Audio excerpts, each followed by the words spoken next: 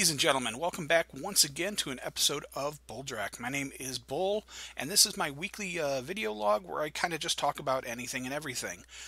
This video was made possible by the wonderful support of my patron backers for my Patreon campaign.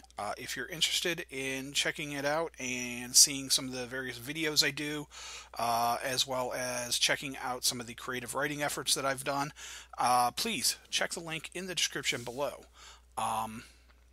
Alright, so this week, first off, I had a question from a buddy of mine. I was talking to him, and he asked me, he noticed that almost every one of the videos I've recorded so far, I've been wearing this Catalyst Game Labs t-shirt. And he asked if there was a specific reason why I keep wearing the one shirt. And the answer is it's not just the one shirt. I actually own about 6 of these, somewhere in there. 6 or 7 of these shirts. I have a couple of other shirts that I've gotten from Catalyst Game Lab. There's a bright green one with black Catalyst written on it. There's another one that's got the little Catalyst beaker done up kind of in a superhero emblem, a la Superman symbol. But basically, these are the shirts I get every year when I go to work for Catalyst Game Labs at one of the conventions. These are the demo agent shirts that we wear to identify ourselves. And so, like I said, I have a fair number of them. I don't usually wear them too often for daily basis, but I do. But I figured, it makes a good uniform, so to speak, while I'm doing these videos, especially when I talk about Shadowrun stuff. So, yeah, there's that. So this week, I'm going to talk a little bit about characters. Again, a different friend of mine. We were kind of reminiscing about old characters we've played, and that got me thinking about some of the various characters I've played over my 30-ish plus years of gaming. So I figured I'd kind of run them down a little bit, some of my favorites. The very first character I ever played, I think I mentioned it in another video. I got introduced to D&D role-playing games during indoor recess in elementary school. It was raining outside, so we had to stay inside, and a guy I knew, he had brought in his D&D set, a basic Dungeons & Dragons set, that and he had played a little bit with his brother and his brother's group, which included Steve Tenner, my old GM that I played a lot with over the years, eventually. But at the time, I didn't really know anything about role-playing games, but we rolled up a character and I became fascinated. And my very first character was a dwarf named Steven. And back in basic D&D, for those of you old enough to remember the old set, you had four classes, fighter, magic user, thief, and cleric. But there was also 3 races, but the races were also classes. There was dwarf, halfling, and elf. Dwarf was pretty much straight up fighter. Halfling, if I remember right, was kind of sort of a fighter rogue character. And elf was kind of a fighter magic user character. But I made up a dwarf and I cheated terribly on the stats. I believe he had 4 18s, a 17, and like an 11 or 12 or something like that, or a 14. Just to make it look like I wasn't cheating. Because keep in mind, I was 8. I was not necessarily the most overly creative kid, nor was I the most honest kid occasionally. We never actually ended up playing really any serious gaming in indoor recess, but I ended up getting I borrowed the books from a friend, and ended up eventually buying the red box, and I know I played... There was the intro choose your own adventure type adventure at the beginning of it.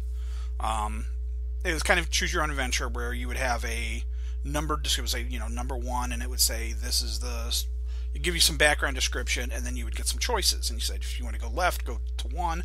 If you want to go right, go to 2 or whatever. And it was actually a really, really cool idea because it got you into some of the basic ideas of old school D&D, which was exploration. It taught you some of the basic map symbols, because each section would have like a little section of the map, and it would say, well, see that little star symbol? That's a little star with a circle. That's a statue, or something along those lines. Really, really cool little adventure, and I played that one several times with my dwarf. And then eventually I got my cousin, my younger cousin, and my little brother, and my cousin's younger brother, my younger cousin. They kind of would come over and sort of play. Not that any of us actually knew anything of what we were doing. And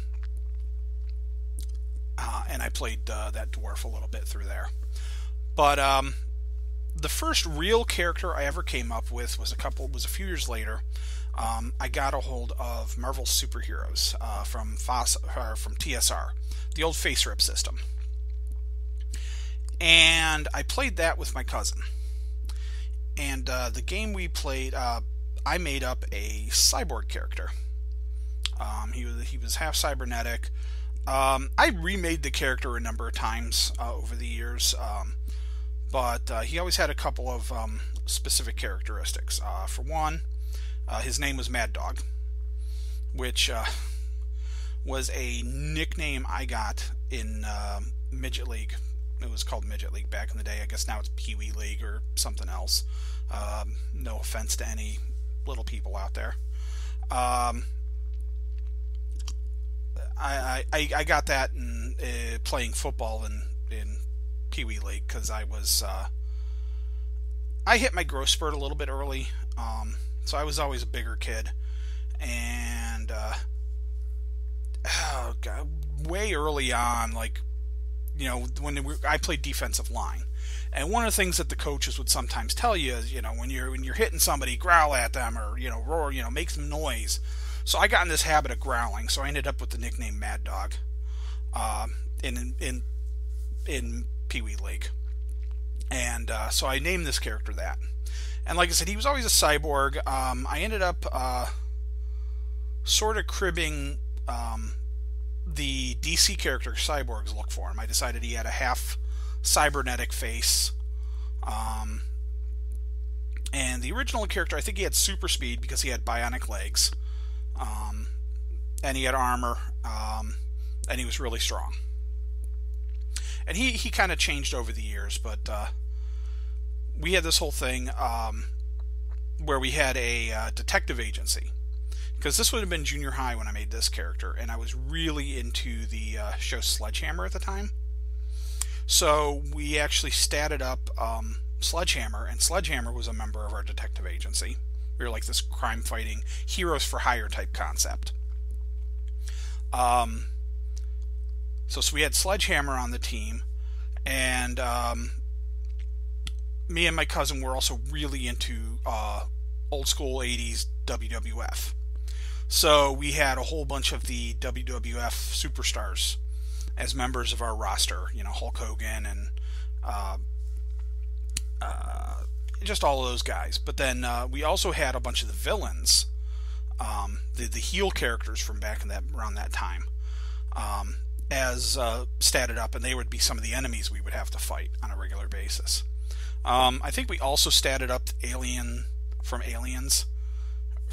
Aliens, and we statted up a Predator at one point, and we would fight them as well. So it was a weird little game, but it was a lot of fun. And like I said, I kind of remade that character a couple of different times over the years, and then later on, I ended up remaking him in Heroes Unlimited, Palladium superhero game. From there, I ended up doing a lot of GMing, but when I was in college, the next big character I played would have been Kenneth Zolan. And Kenneth was it was basically Finn's character from Force Awakens, but, 20-some years ago. He was basically a renegade stormtrooper, that he basically, on one of his, he was a conscript. They weren't raised, because back in the day, the concept of the stormtroopers was a little nebulous. And we always ran with, I think West End had it in their book that a lot of stormtroopers were conscripts. So the idea was my character was conscripted into being a stormtrooper, and he'd gone through some of the indoctrination process and stuff, some of the brainwashing and whatever that they went through. But he ended up his very first mission was a mission to basically massacre this village because they weren't because they were suspected of harboring rebels or something. Very similar to Force Awakens, to the opening story there, which I thought was kind of neat. So my character basically manages to escape, and he ends up joining a rebel cell. And the version of my character, he kept his stormtrooper armor. He actually had a couple of sets of stormtrooper armor, but hold on a second. He had a couple of sets of stormtrooper armor. He had a basic stormtrooper armor, and he had a scout trooper armor that he wore, except that they were painted up a dark red and black, and kind of tweaked a little bit. I used to have a couple of real rough designs that I had done, because I suck at art, so they were very, very rough. It was a little more bounty hunter-ish armor than it was straight up. But we ran a campaign for the West End Game Star Wars system in college, and at one point we had about 3 different groups going. I was running 2, but then one of the other guys, a guy named Scott, was running a 3rd, and so I played Kenneth in that 3rd group. And he was a lot of fun. He was he was pretty straightforward. Hated the Empire, so he was always just kind of like, go destroy. But it was a fun campaign. I played a D&D character for a number of years when I came out when I left college. Came back home, and this is when I started playing really heavily with Tinner and my group. There is we played a D&D game, but we also had our Shadowrun game. For D&D, I created this character named Bronner. I got invited to the D&D game, and I sort of knew most of the guys playing through meeting them. I'd met them and talked to them and whatever at the game and comic shops and whatever, but I didn't really know them that well, and I hadn't gamed with them that well. Tinner and a couple of the other guys were the only ones I knew very well. So I got invited to the game, but I didn't really know. I didn't know what kind of character they needed. I didn't know how they did character creation or any of that. So I just basically rolled up a straight character. I did use the 46 drop 1 method to make him, because this was 2nd edition D&D. But I just wrote the stats in order. And I ended up with an 1847, I think it was, strength, and a intelligence of, I think, 4 or 5. I rolled terribly for that, and the rest of his stats were kind of average. So obviously he became a fighter, and he was named Bronner the Dense. And Bronner was dumb as a rock. But it was a lot of fun. We had a lot of fun playing up that campaign. And there is something to be said for playing a character that is just dumb as a post and just does the stupidest things. I tried not to play him, self-destructively, because you occasionally get that. You get these players that want to play a character in character, and they're basically either self-destructive and or just party wreckers, because they're constantly doing things that are just going to get the entire group killed because they're playing in character. Bronner wasn't quite that bad. Partially because we set up early on that Tinner was playing a swashbuckler character, and Bronner latched onto him as the brains of the operation. So Bronner would frequently do what Tinner's character, Alistair, was that his name? I don't remember exactly. It's been a very, very long time.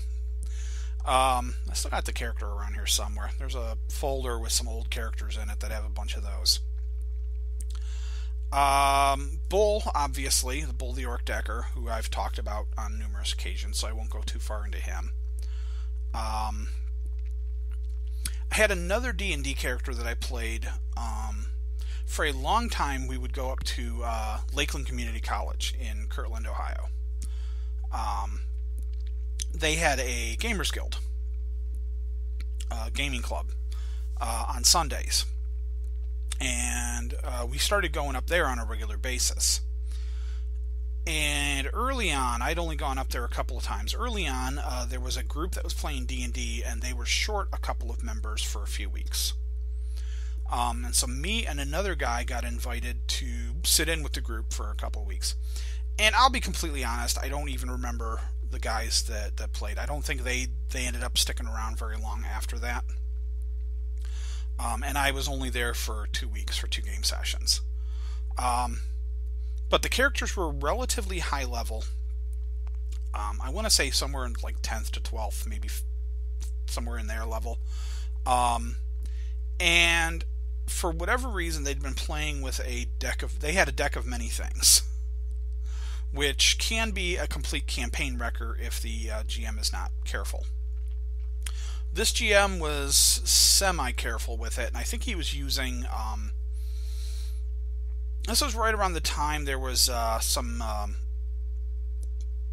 TSR had put out this set of basically magic encyclopedias. I think it was a 4-volume set of these decent-sized books that was like basically just a catalog of like every magic item they had ever created for D&D. It was really comprehensive, and I used to have them once upon a time. And for the deck of many things, there was actually like a couple of dozen decks listed in it, if I remember right. There was a bunch of varieties to it. So I think the guy had kind of cherry-picked which deck they were running with. And on top of that, I believe he had trimmed it down a little by pulling out some of the really, really game-destroying cards. So one of the things that these players had gotten from the deck, however, were henchmen. They had drawn 2 different henchmen. So that was what me and this other guy that sat in on the game ended up playing, was these henchmen. And I got a cleric. And he was a cleric of... he was like a cleric of the harvest and prosperity or something like that. And the one magic item, because it was a pre-generated character, because like I said, he was basically an NPC until we came along.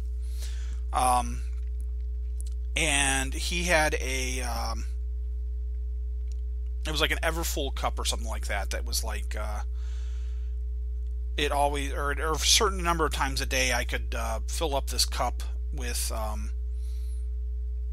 a hearty broth type stuff that would that basically was considered food. And so I ended up deciding that the character was a cleric of Campbell, and that I had Campbell's Everfull cup of soup.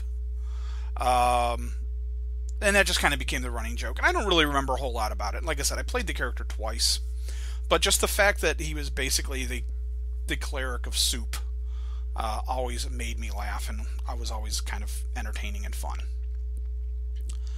Let's see what else. I've played so many other.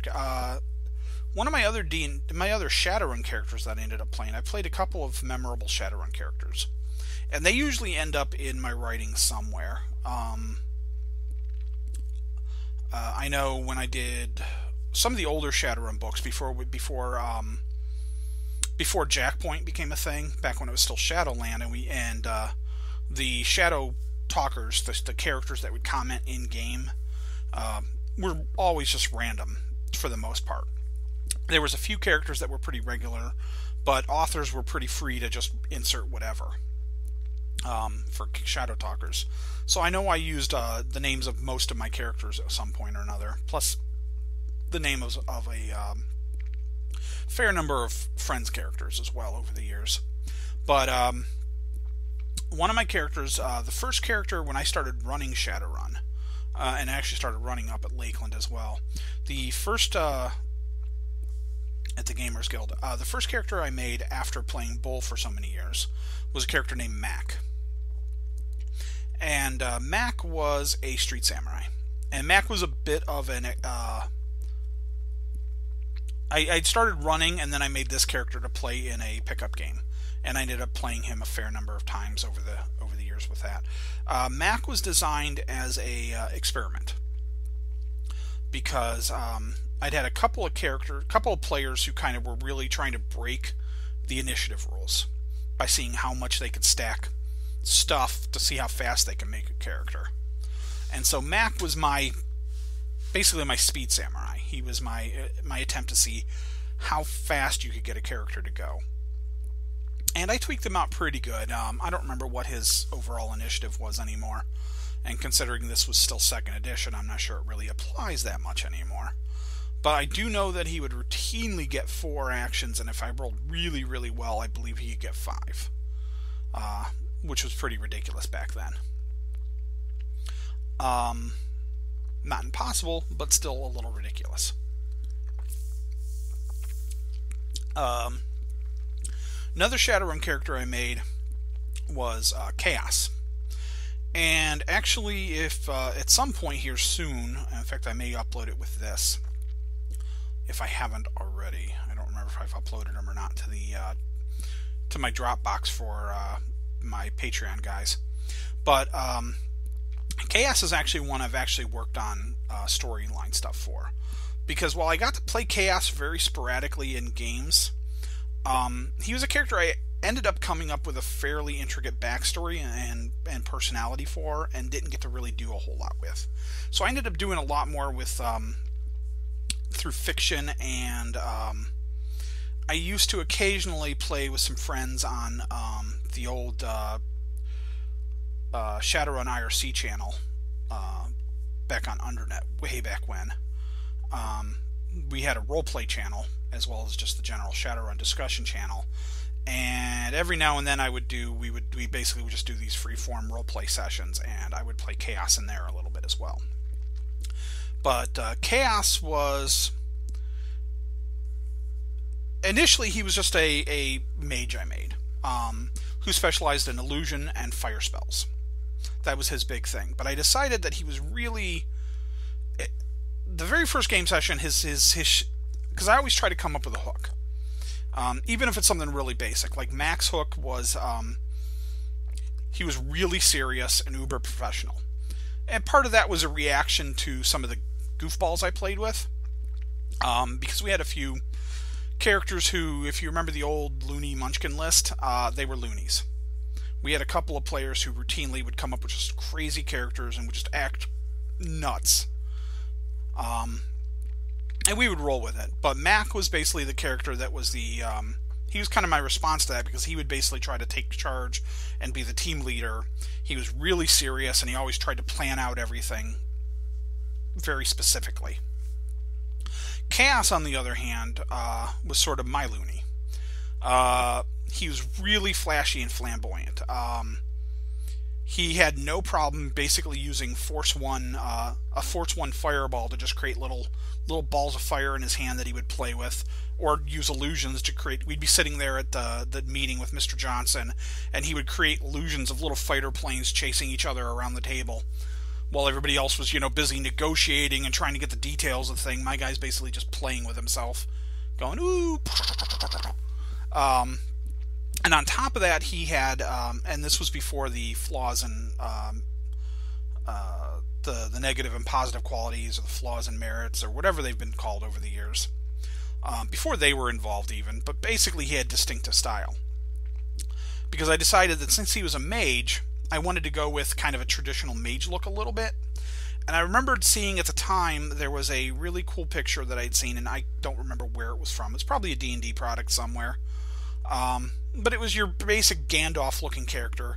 He was wearing like these brilliant blue robes with these gold, like moons and stars, and your very generic magic symbols all over it, and a matching wizard hat. The big broad-brimmed, floppy, pointy Gandalf/Fizban, for the Dragonlance fans in the group, hat.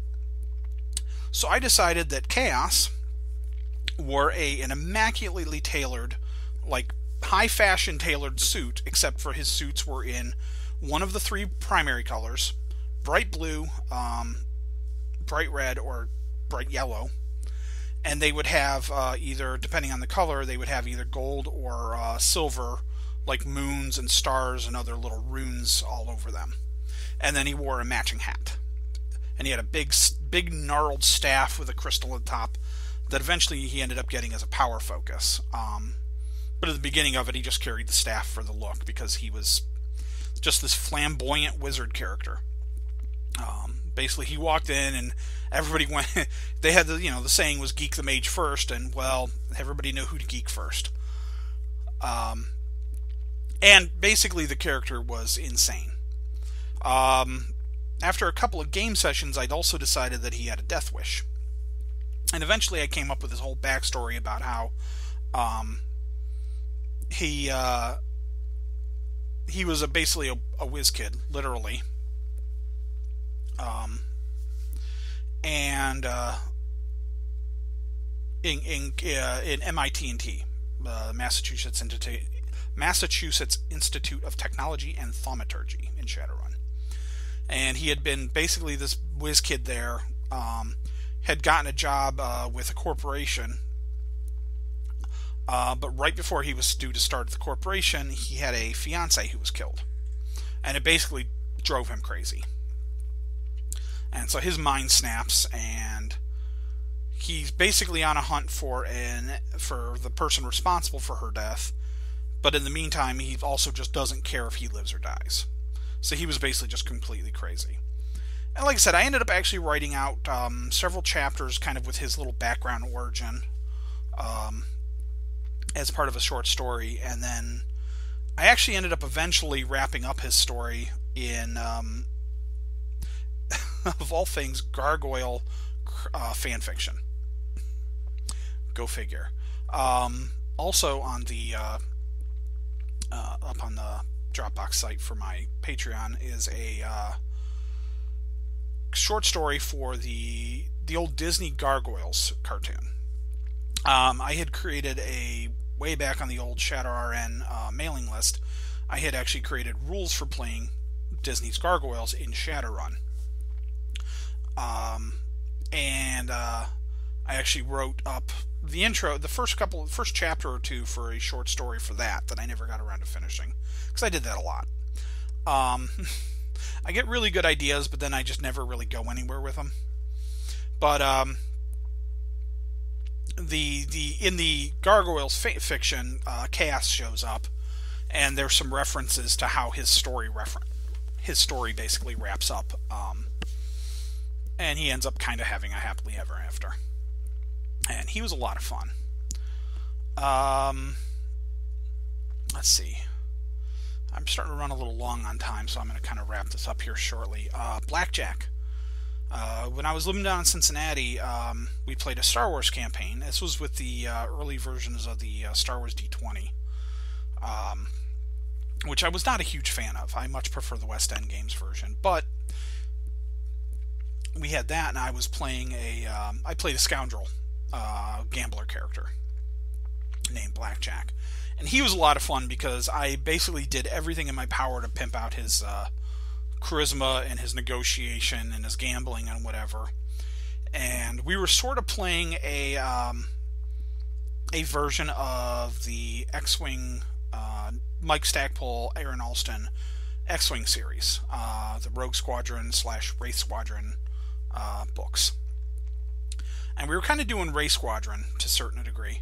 And my character ended up basically becoming the quartermaster by default, because I kept ending up... I got really good at getting a hold of ships.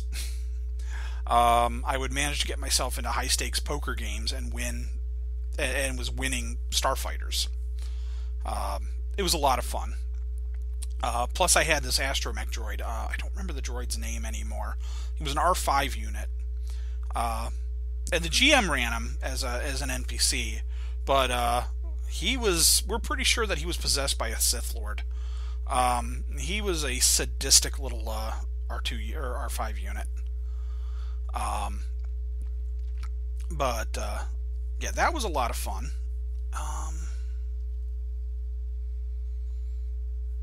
Yeah, like I said, I've played a lot of fun characters over the years, but those are probably some of the more memorable ones. There's been a few others. I had Rush, my street samurai. I played in Shadowrun Missions Season 4. I briefly played Toran. His name kind of flip-flopped occasionally. But he was basically Billy McAllister, Bull's son. That was actually a lot of fun because I was playing that, and my buddy Andy Kane Hazen was playing. I don't remember his character's name now. But basically, I was playing the son of Bull McAllister, and he was playing the son of Moreau, who was also an NPC character in. He was one of the regular NPCs for Shadowrun Mission Season 4. And at one of the conventions, one of our agents offered to run a game for us, not realizing the characters we were playing. So we sit down at the table, and like as these NPCs are coming up, we're like, "Oh, hey, Dad, how you doing?"